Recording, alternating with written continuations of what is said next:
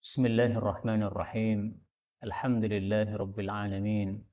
اللهم صل وسلم وبارك على محمد وعلى آل محمد.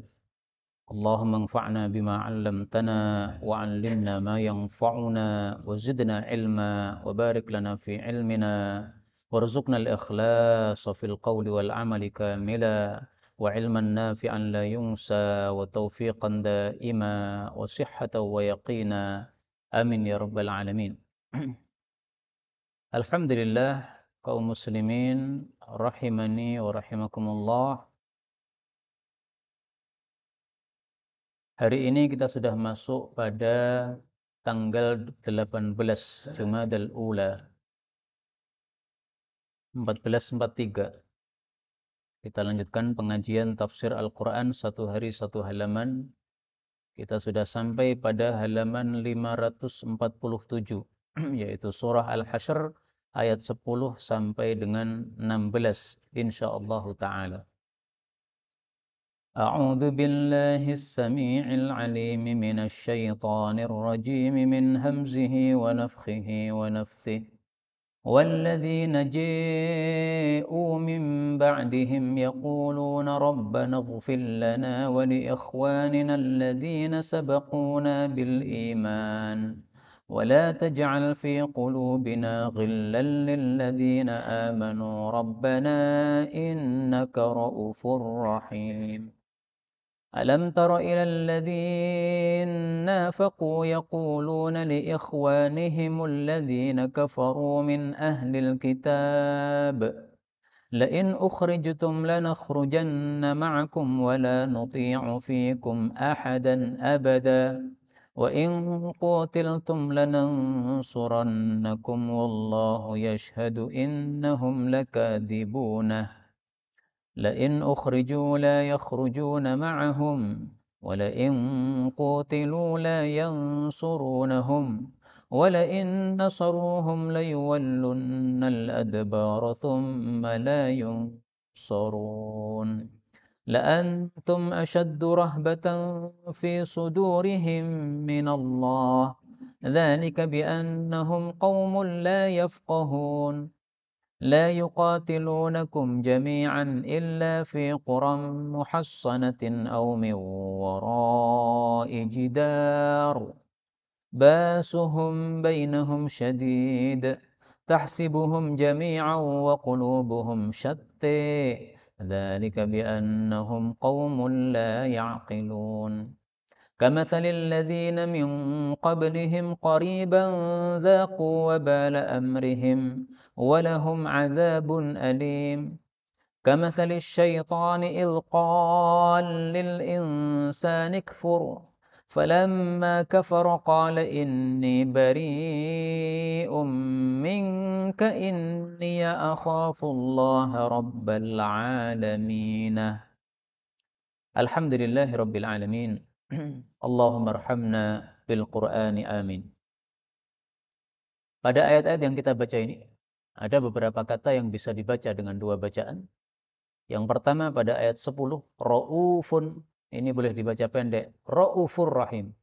Dan ini untuk semua ayat boleh, dimanapun tempatnya. Kemudian ayat 14, ini cukup banyak perbedaannya.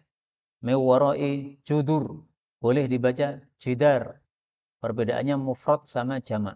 Jidar ini mufrad, judur itu jamak. Mufrad itu satu ya, tunggal. Kemudian ba'suhum boleh dibaca basuhum, hamzahnya dihilangkan. Kemudian tahsabuhum boleh dibaca tahsibuhum, maka sinnya boleh dikasrah. Kemudian ayat terakhir ayat 16, inni boleh dibaca inniya. Dan ini semuanya adalah qiraah mutawatirah yang sumbernya dari Sayyidina Rasulullah sallallahu alaihi wasallam. Adapun tafsirnya secara ringkas. Allah mengatakan pada surah Al-Hasyr ayat 10.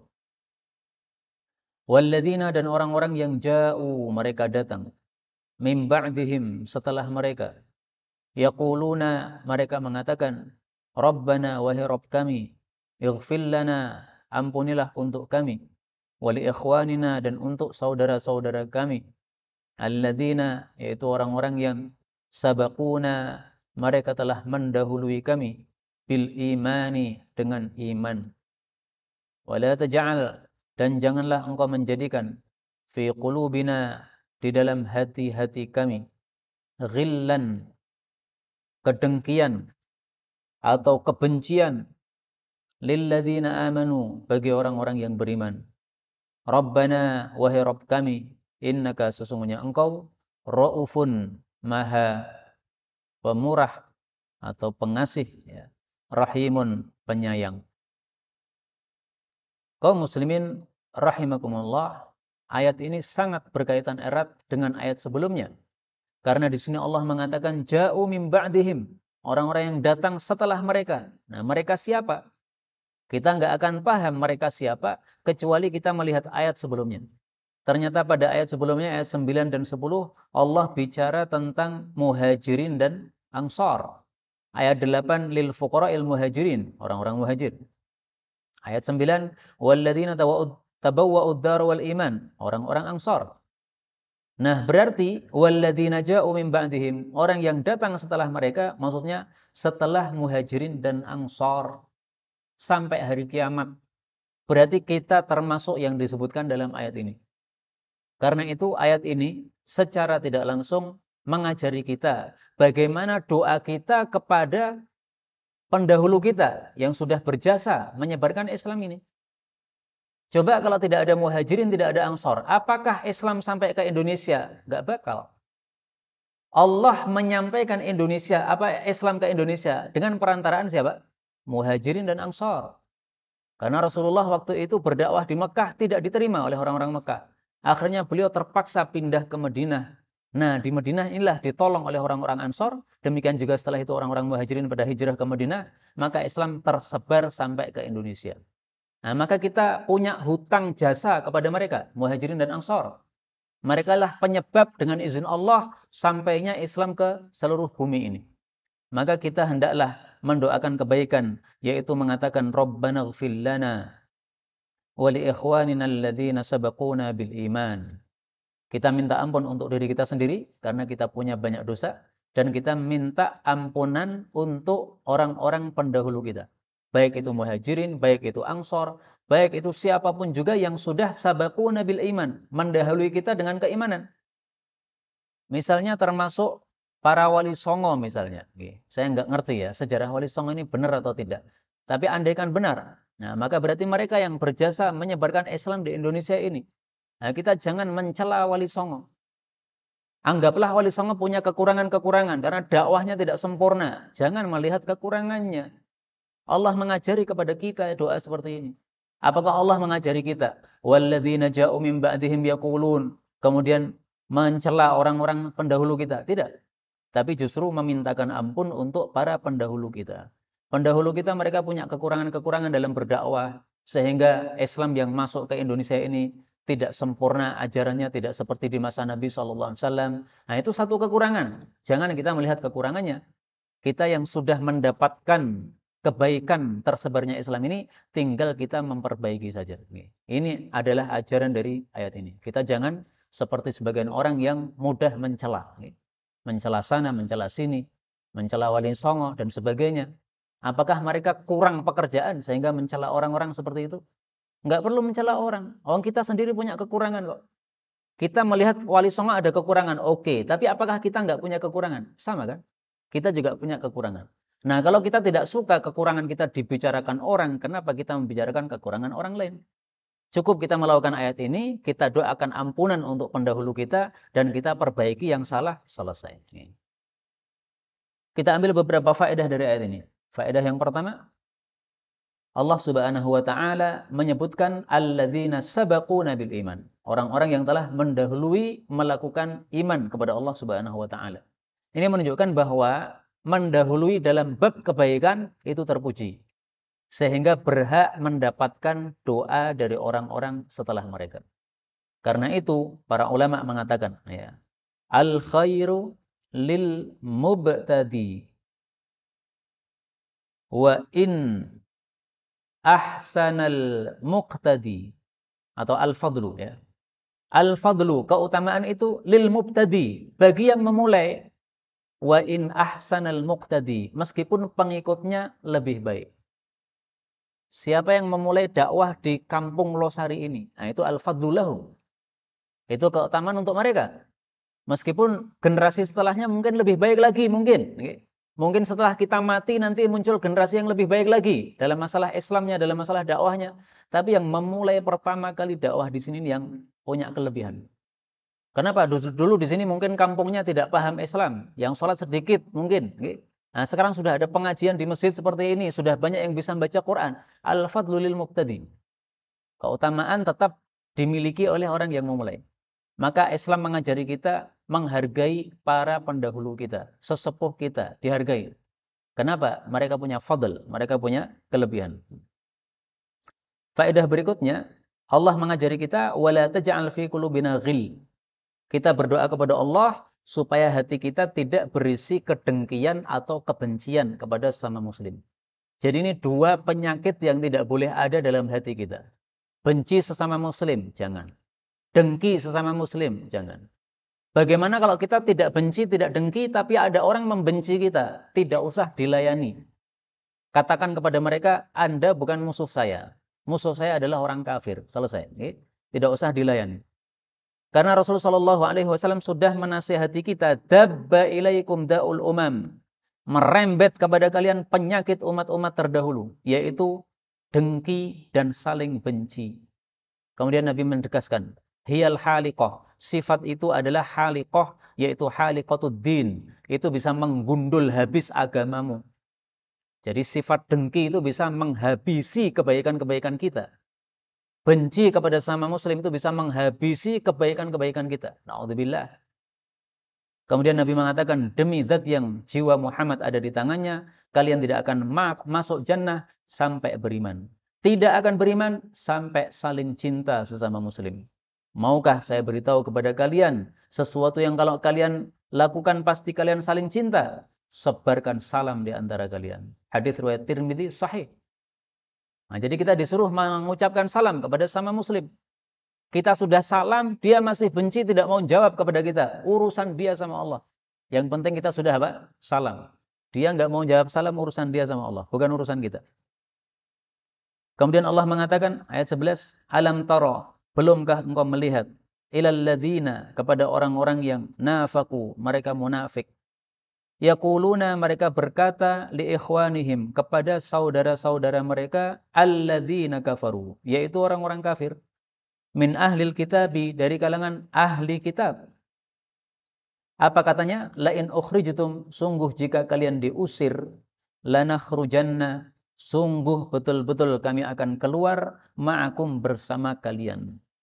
Wala nuti'u, dan kami tidak akan mentaati, fikum, di dalam memusuhi kalian, ahadan, seorang pun, abada, selama-lamanya. Wa in, dan jika qutiltum, kalian diperangi, lanangsurannakum, sungguh betul-betul kami akan menolong kalian. Wallahu yashhadu, dan Allah itu bersaksi, innahum, sesungguhnya mereka, lakadzibunah, sungguh orang-orang yang dusta, tidak mungkin akan menolong kepada temannya sesama kafir tadi. Ayat ini bicara tentang orang-orang munafik. Pada ayat-ayat yang lalu sudah dijelaskan bahwa surat Al-Hasyr ini bicara tentang pengusiran kepada Yahudi Bani Nadir yang ada di Madinah. Di Madinah ada 3 Yahudi ya. Bani Nadir, Bani Qainuqa, Bani Quraidah. Semuanya nanti diusir.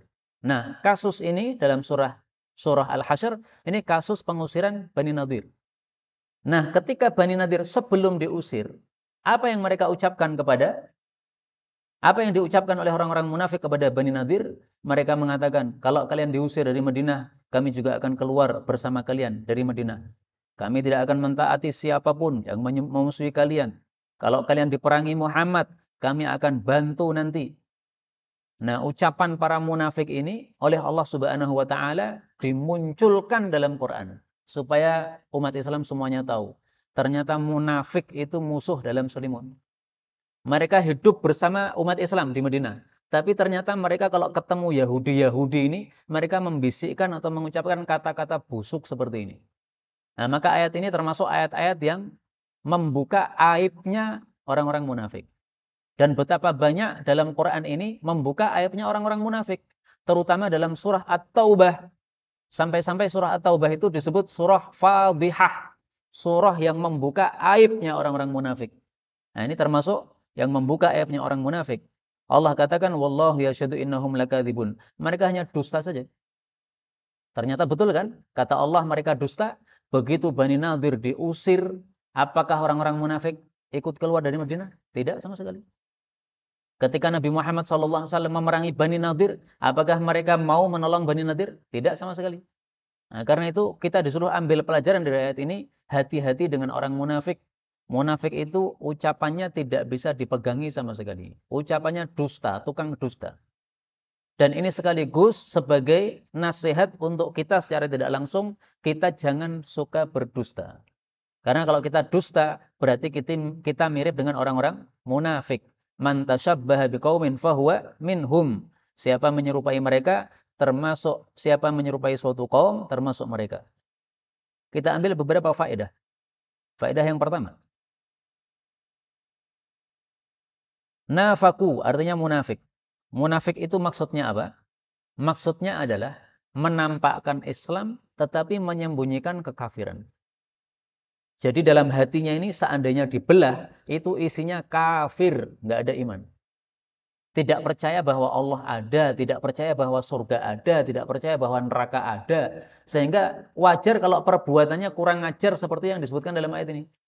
Mereka malah bisik-bisik kepada orang-orang kafir, kami akan bantu kalian. Mereka malah menyambung cinta kepada orang-orang kafir. Ini kalau orang beriman kan tidak mungkin seperti itu. Itulah makna munafik ya, menampakkan Islam, menyembunyikan kafir. Kemudian faedah berikutnya Allah mengatakan di sini li ikhwanihim. Orang munafik berbicara kepada saudara-saudara mereka alladzina kafaru, yaitu orang-orang kafir dari kalangan Bani Nadir. Kata-kata ikhwanihim, saudara mereka, ini mengisyaratkan bahwa munafik itu juga kafir. Sehingga disebut oleh Allah saudaranya orang-orang kafir. Maka ini salah satu dalil bahwasanya orang munafik itu sesungguhnya kafir. Memang mereka tidak boleh kita bunuh karena mereka menampakkan Islam. Dan kita disuruh oleh Allah untuk menghukumi orang sesuai apa yang tampak. Tetapi hakikatnya dia sebagai apa? Dia munafik itu. Sebagai kafir. Maka orang-orang yang ada di sekitar kita, yang kemunafikannya sekarang muncul pada mulutnya. Zaman dulu kalau orang munafik itu takut-takut, Pak. Sekarang ini orang munafik muncul kemunafikannya pada mulutnya. Meminta dalil katanya mana diharamkan dalam Al-Quran, Natal dan sebagainya misalnya. Mencari dalil dari apa? Quran dan sebagainya. Ini memunculkan kemunafikannya di dalam mulutnya. Nah orang-orang seperti ini nggak perlu kita gubris. Kenapa? Mereka sudah ditetapkan hukumannya oleh Allah Subhanahu Wa Taala, baik itu di dunia maupun di akhirat. Allah lebih tahu tentang kondisi mereka.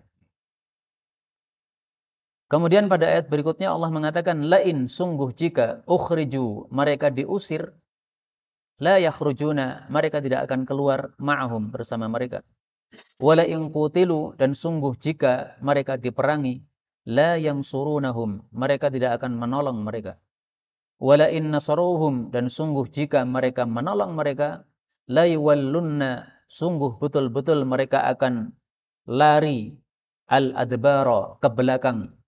Thumma kemudian la yunsarun mereka tidak akan ditolong oleh Allah Subhanahu wa taala. Jadi Allah menegaskan munafik dusta. Dan itu terbukti. Bani Nadir ukhriju, diusir dari Madinah. La yakhrujuna ma'ahum, munafik tidak ikut keluar dari Madinah. Masih tetap tinggal di Madinah. Kemudian terbukti qutilu, Bani Nadir diperangi oleh Nabi Muhammad SAW dan para sahabatnya. La yang surunahum, tidak ada satupun munafik membela mereka. Dan Allah memastikan, kalaupun menolong mereka, pasti akan lari. Kenapa? Karena takut terhadap umat Islam. Beraninya hanya di belakang saja. Itu yang disebut musuh dalam Salimut begitu. Jadi tidak mau menampakkan permusuhannya di depan mata. Ketika di belakang tembok baru memusuhi. Kenapa? Karena takutnya mereka. Kemudian ini ada janji dari Allah, ini janji yang lain. Tsumma la yunsarun. Kemudian mereka tidak akan ditolong oleh Allah Subhanahu wa taala. Jadi Allah menjanjikan dua. Kalaupun mereka membantu pasti akan lari. Ini janji pertama. Janji yang kedua, tidak bakal mereka diberi pertolongan oleh Allah Subhanahu wa taala. Nah, ini menyebabkan kita jadi tenang. Munafik tidak bakal diberi apa? Pertolongan oleh Allah Subhanahu wa taala. Mungkin sekarang mereka punya kuasa sedikit, tapi Allah sudah menjanjikan kepada kita, la yungsurun. Munafik itu akhirnya tidak bakal ditolong oleh Allah Subhanahu wa taala. Maka kita umat Islam itulah yang berhak mendapatkan pertolongan Allah sebenarnya. Tetapi gara-gara kita tidak memenuhi syarat, itulah sebabnya pertolongan Allah tidak segera datang. Karena ada syaratnya untuk kita mendapatkan pertolongan Allah Subhanahu wa taala. Syaratnya apa? Nah, syaratnya dalam Al-Qur'an disebutkan. In tansurullaha yangsurkum. Surah Muhammad ayat yang ke-7. Ya ayyuhalladzina amanu, wahai orang-orang yang beriman, in tansurullah, kalau kalian menolong Allah, maksudnya menolong agama Allah. Yangsurkum, Allah akan menolong kalian. Wa yutsabbit aqdamakum, dan akan meneguhkan telapak kaki kalian. Nah, menolong agama Allah maksudnya gimana? Ya, menerapkan agama Allah Subhanahu wa taala. Itulah maksud dari menolong agama Allah. Allah memberikan peraturan, kita pelajari. Setelah kita paham, kita terapkan, kita amalkan. Itu maksud dari menolong agama Allah. Termasuk mendakwahkan, karena itu diperintahkan oleh Allah Subhanahu wa taala. Nah, kita umat Islam kan tidak seperti itu. Banyak kita mengetahui peraturan-peraturan. Banyak di antara kita sudah paham riba haram. Tapi kenapa masih nekat riba? Masih berani melangkahkan kaki masuk ke bank. Untuk apa? Pinjam duit dari bank. Itu kan riba, nantang Allah kayak gitu. Tidak ada dosa yang ditantang perang oleh Allah dalam Quran kecuali satu, riba. Fa'dzanu biharbin. Yang riba, maka berarti umumkan ada genderang perang dari Allah Subhanahu wa taala. Ini menunjukkan betapa besarnya dosa riba, tapi masih ditantang saja. Nah, ini menyebabkan umat Islam tidak berhak mendapatkan pertolongan dari Allah Subhanahu wa taala. Kemudian Allah mengatakan, la antum, sungguh kalian itu asyaddu, lebih dahsyat, rahbatan, ditakuti, fi sudurihim, dalam dada-dada mereka, minallahi, daripada kepada Allah Subhanahu wa taala. Dzalika, hal itu, bi'annahum, dengan sebab mereka orang-orang munafik, qaumun, suatu kaum, la yafqahun, yang tidak paham agama. Jadi orang munafik itu takut kepada manusia lebih besar daripada takut kepada Allah. Maka munafik meninggalkan sholat nggak ada perasaan takut. Mereka justru datang ke masjid untuk sholat, menampakkan Islam, itu karena takut pedangnya umat Islam. Karena zaman dulu kalau kafir, bunuh. Nah, supaya tidak tampak kafirnya gimana? Munculkan Islamnya. Pura-pura Islam. Pakai peci, kalau zaman sekarang pakai koko, gabung sama umat Islam di masjid. Tapi sebenarnya hatinya kafir kepada Allah Subhanahu wa taala.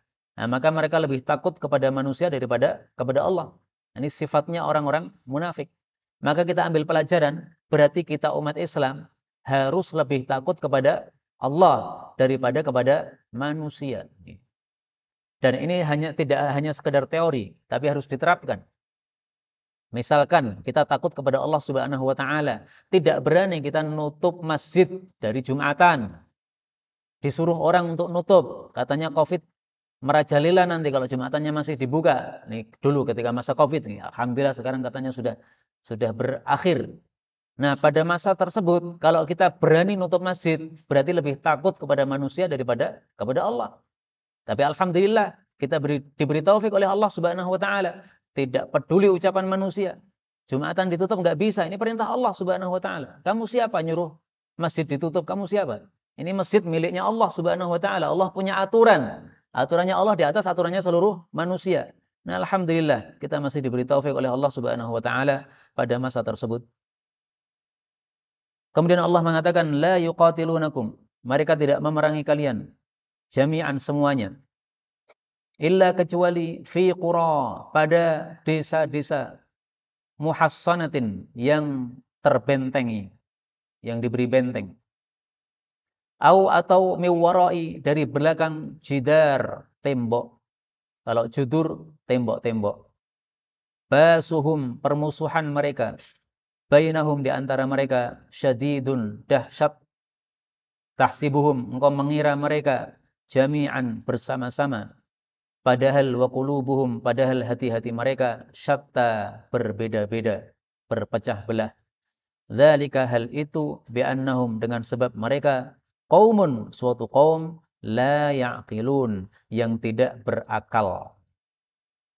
Ini bukti ketakutan orang-orang munafik kepada umat Islam. Beraninya memerangi umat Islam di balik tembok saja. Kalau berhadapan tidak berani. Karena mereka mengetahui kekuatan umat Islam. Perang Badar misalnya, mereka melihat sendiri dengan mata kepala mereka. 300 orang bisa mengalahkan 1000 orang. Nah, maka mereka takut sama umat Islam. Ini kok jumlahnya sedikit tapi menangan. Nah, sehingga mereka pura-pura nampakkan Islamnya. Sebelum Islam menang, itu tidak banyak munafik. Nah, begitu Islam menang, banyak bermunculan orang-orang munafik. Kenapa? Mereka takut kepada umat Islam. Kalau mereka menampakkan kekafiran akan dibunuh oleh umat Islam. Nah, di sini kita ambil pelajaran bahwasanya ternyata ba'suhum bainahum syadid. Para munafik itu permusuhan antar mereka sebenarnya dahsyat. Meskipun kita lihat di mata kepala kita seolah-olah mereka itu bergabung atau bersama-sama. Tapi ternyata hati-hatinya mereka tidak bergabung. Mungkin mereka kumpul dalam suatu masalah, tapi sebenarnya hati mereka tidak bisa sambung. Sehingga satu sama lain itu saling memusuhi sebenarnya. Nah, maka kalau kita tahu bahwa ini sifat orang-orang munafik, jangan kita umat Islam punya sifat seperti itu. Umat Islam kok saling memusuhi antar umat Islam. Beda pengajian jadi permusuhan. Itu berarti ba'suhum bainahum syadid. Ini sifat munafik, tidak pantas untuk kita orang umat Islam. Kalau kita tidak mau disebut munafik, jangan seperti itu. Memusuhi sesama umat Islam. Gara-gara apa? Beda pengajian saja. Tidak boleh seperti itu. Maka sering saya ulang-ulangi lagi. Kalau ada kelompok umat Islam yang memusuhi kita, tidak usah dibalas. Kenapa? Mereka berbuat salah, kenapa kita membalas dengan kesalahan? Berarti sama-sama salahnya. Kalau mereka melakukan suatu kesalahan kepada kita, hendaklah kita mengatakan, nattaqillaha fikum. Kami bertakwa kepada Allah saja dalam membalas kalian, dalam menghadapi kalian. Tidak akan saya membalas dengan setimpal dengan apa yang kalian perlakukan kepada kita. Begitu mestinya. Karena ini adalah sifatnya orang-orang munafik, permusuhan di antara mereka dahsyat. Nah, kaum muslimin rahimani wa rahimakumullah, apa sih yang menyebabkan qulubuhum syatta? Hati-hati kok bisa tidak sambung itu gimana? Ini sabda Nabi SAW sangat penting. Pelajaran bagi kita semuanya umat Islam, supaya kita tidak seperti itu. Rasulullah SAW bersabda, istawu, luruskanlah barisan sholat. Wala takhtalifu, jangan berselisih barisan sholatnya. Fatakhtalifa qulubukum, maka hati pun juga akan berselisih. Jadi kondisi zahir kalau berselisih, maka akan mempengaruhi apa? Kondisi batin. Maka kenapa sholat itu disuruh rapat itu kenapa? Supaya hatinya juga rapat. Nah, makanya orang-orang non-Islam tidak suka umat Islam rapat itu. Dicari cara gimana supaya sholatnya tidak rapat. Kenapa? Rapatnya badan menyebabkan rapatnya hati. Ini nggak perlu dalil nih, Pak. Kenapa nggak perlu dalil? Masing-masing kita sudah mengalami. Siapa manusia paling rapat dengan kita? Ya istri kita. Karena badannya nempel kan. Nah, maka sampai istri disebut garwo, si garing nyowo. Itu karena apa? Saking rapatnya badan, maka rapatnya hati juga begitu. Nah, maka umat Islam rapat sholatnya, mereka tidak rela. Dicari cara bagaimana supaya tidak rapat. Saya khawatir, saya tidak menuduh. Saya khawatir kondisi COVID disuruh renggang 1 meter, itu adalah sumbernya dari orang-orang kafir. Mereka tahu bahwasanya umat Islam itu rapat gara-gara softnya rapat. Mereka ingin renggangkan supaya hatinya juga renggang. Softnya tidak lurus, sama juga. Hatinya nanti tidak lurus. Maka dua yang disuruhkan oleh Nabi dalam sholat jamaah. Harus lurus, harus rapat. Kalau tidak lurus, hatinya tidak lurus. Kalau tidak rapat, hatinya tidak rapat. Ini hadis riwayat Imam Muslim, sahih. Dan saya merasa heran. Sekarang ini katanya COVID sudah berakhir. Sudah tidak banyak kasus. Tapi masih ada saja sholat renggang 1 meter. Untuk apa kayak begitu? Apakah kalian lupa sabda Nabi SAW? iyyakum wa furujatis syaitan wal furujat syaitan. Kemudian Rasulullah sallallahu alaihi wasallam mengatakan tarasu, salinglah rapat. Apa kalian lupa terhadap itu? Ini saya sampaikan betul-betul karena cinta kepada sesama saudara muslim. Tidak rela kita kalau saudara kita sama muslim diombang-ambingkan oleh kesesatan seperti itu. Kita anggap kesesatan karena memang tidak sesuai sabda Rasulullah sallallahu alaihi wasallam. Mereka terima atau tidak terima silahkan. Tetapi inilah nasihat tulus kita kepada saudara-saudara kita sesama muslim yang masih hari ini renggang softnya. Sementara kondisi sudah tidak seperti zaman dulu ketika awal-awal Covid. Pada orang-orang pada takut. Nah, sekarang sudah tenang orang-orang. Tapi kenapa masih direnggangkan softnya? Kembalilah kepada sabda Rasul sallallahu alaihi wasallam. Jangan kalian lupakan sabda Nabi yang sering kalian bacakan di majelis-majelis ilmu kalian. Kalian sering mengucapkan wa khairul hadi hadi Muhammadin sallallahu alaihi wasallam. Mana penerapan kalian terhadap itu? Wa khairul huda mattubi'. Sebaik-baik petunjuk adalah apa yang diikuti, yaitu petunjuknya Rasulullah sallallahu alaihi wasallam. Wa ahsanul hadi hadil anbiya. Petunjuk yang terbaik adalah petunjuknya para nabi. Ini sering dibacakan dalam majelis-majelis ilmu mereka. Tetapi kenapa mereka tinggalkan sendiri? Padahal mereka sering bacakan. Na'udzubillah, thumma na'udzubillah minal khidlan. Kemudian Allah Subhanahu wa taala mengatakan, kamatsali, seperti perumpamaan alladzina min qablihim, orang-orang sebelum mereka, qariban, yang dekat. Dzaku, mereka sudah merasakan wabala akibat amrihim, dari urusan mereka. Walahum, dan bagi mereka adzabun alimun, siksaan yang menyakitkan, yaitu neraka. Yang dimaksud orang-orang sebelum mereka yang dekat itu adalah Bani Qainuqa. Karena Bani Qainuqa itu kelompok Yahudi yang sudah terusir dari Madinah sebelum Bani Nadir. Maka Allah mengingatkan, ya, kalian itu seperti permisalannya orang-orang sebelum kalian yang barusan diusir kemarin, belum lama itu, yaitu Bani Qainuqa, sudah diusir dari Madinah duluan. Nah, akhirnya langkah mereka diikuti oleh Bani Nadir, akhirnya terusir juga. Maka itulah yang dimaksud dzaku wabala amrihim. Mereka sudah merasakan akibat dari urusan mereka. Urusannya apa? Memusuhi Nabi dan umat Islam. Nabi kok dimusuhi? Ya diusir oleh Allah dari Madinah. Itu Bani Qainuqa. Setelah itu kemudian Bani Nadir gantian mereka. Belum kapok juga mereka. Mestinya kalau mereka itu punya akal, mereka bisa ngambil pelajaran. Ada 3 kelompok Yahudi, satu sudah terusir gara-gara apa? Memusuhi Muhammad. Mestinya ngambil pelajaran. Kita nggak usah nekat musuhi Muhammad. Ternyata kalau musuhi Muhammad itu nanti pasti akan apa? Mendapatkan akibatnya sendiri, terusir. Tapi mereka nggak mau ngambil pelajaran. Nah, karena itu dari sini juga kita ambil pelajaran untuk kita umat Islam. Umat Islam jangan seperti ini. Ada suatu pelajaran dikirim oleh Allah, hendaklah kita langsung paham, ambil pelajaran. Jangan sampai kita tersengat dalam satu lubang sampai 2 kali. Jangan sampai. Karena itu sifatnya orang-orang kafir dan orang-orang munafik yang tidak bisa mengambil pelajaran. Perhatikan sabda Nabi SAW, la yuldaghul mu'min, tidaklah tersengat orang beriman, min juhrin, dari satu lubang, marrataini, 2 kali. Hadis muttafaqun alaih. Artinya kalau kita sudah kejeglong dalam satu lubang, maka jangan kejeglong lagi di situ. Kejeglong di tempat lain, oke, nggak ada masalah. Namanya manusia kadang-kadang nggak paham. Okay. Tapi sudah pernah di situ kejeglong, kenapa masuk lagi? Ini berarti nggak bisa ngambil pelajaran. Jadi orang Muslim harus cerdas. Cerdasnya gimana? Bisa mengambil pelajaran.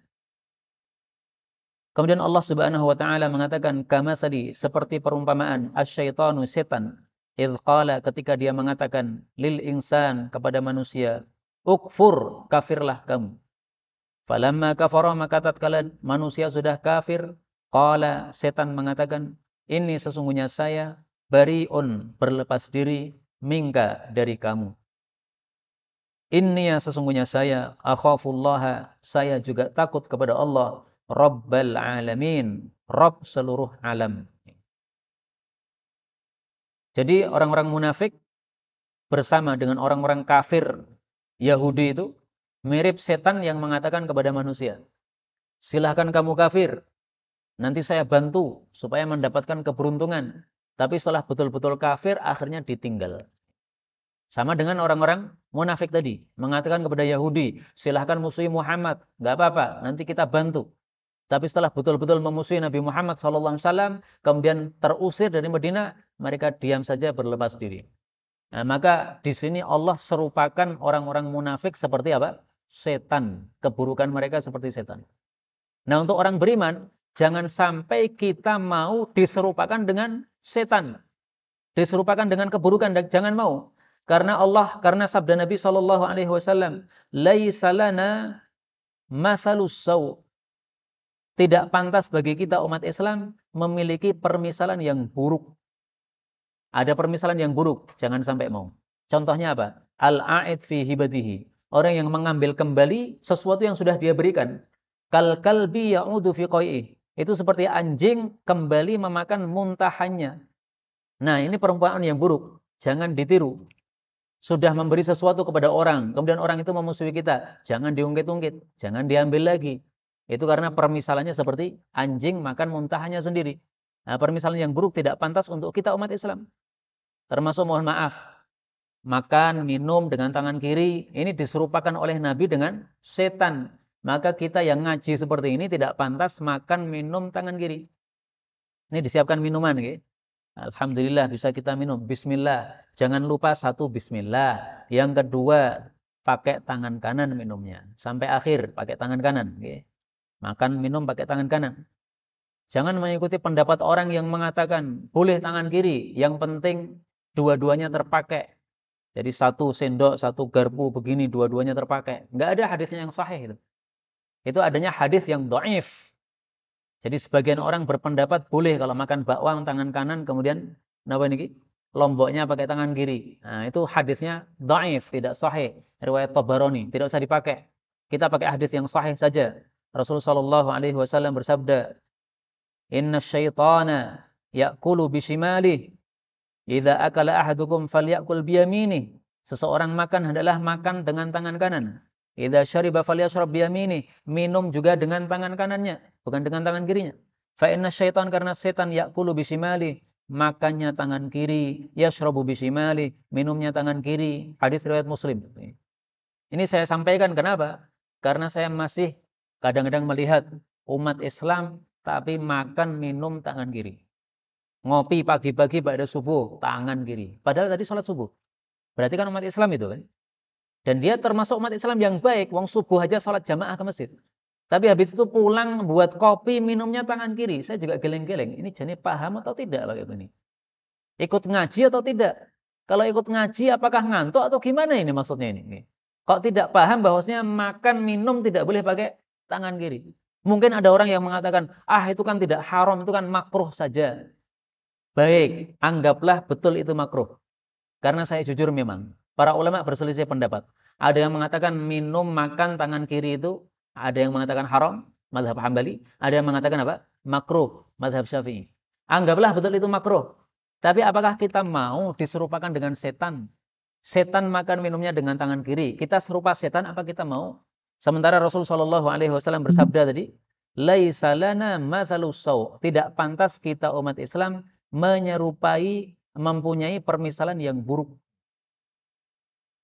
Salat tidak rapat, sementara rapatnya shaf, itu kata Nabi SAW serupa dengan shafnya para malaikat.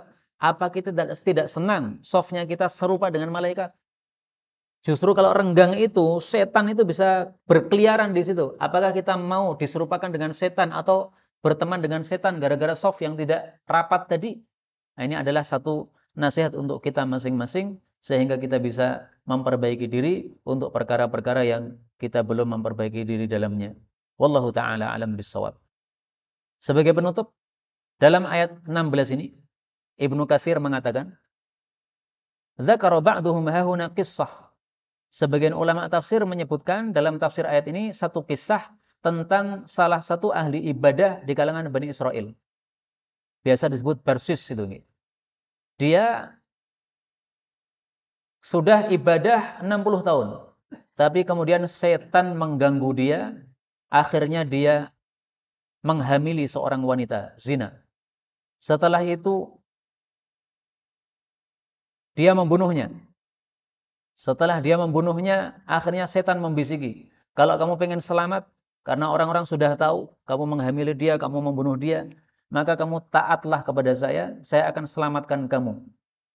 Maka si Barsis ini kemudian mengatakan, bagaimana saya bisa mentaati kamu? Saya sudah diikat oleh orang-orang ini. Maka setan mengatakan, fasjud li sajdah. Kamu cukup sujud satu kali saja, sujud kepada saya. Nah, begitu dia sujud, kemudian setan berlepas diri, inni bari ummingka. Habis itu dicabut nyawanya oleh Allah Subhanahu wa taala dalam keadaan kafir. Nauzubillah min syarri dzalik. Padahal sudah ibadah 60 tahun, tapi ditutup dengan kekafiran. Nah, kata Ibnu Katsir, ini cerita bukan satu-satunya tafsir untuk ayat ini. Ini hanya contoh. Contohnya orang yang disuruh setan untuk kafir kemudian ditinggalkan itu siapa? Contohnya ini, Pak Barsis ini. Nah, ini pelajaran juga untuk kita. Kita yang sudah lama Islam, sudah lama ngaji, jangan merasa tenang. Saya sudah lama ngaji, pasti husnul khotimah. Tidak juga. Kita nggak ngerti nanti kita matinya husnul khotimah atau su'ul khotimah. Tetapi kita bisa mengusahakan bagaimana supaya matinya husnul khotimah, yaitu lazimilah kebaikan-kebaikan yang sudah bisa kita lakukan. Sudah bisa sholat jamaah 5 waktu, jangan ditinggalkan. Sudah bisa menghadiri pengajian, dimanapun juga, tidak harus di sini ya. Hadirilah pengajian terus, supaya kita mati dalam keadaan husnul khotimah. Semoga semua kita husnul khotimah dan masuk jannah tanpa hisab, tanpa azab. Amin ya rabbal alamin. Wallahu a'lam bissawab. Walhamdulillahi rabbil alamin.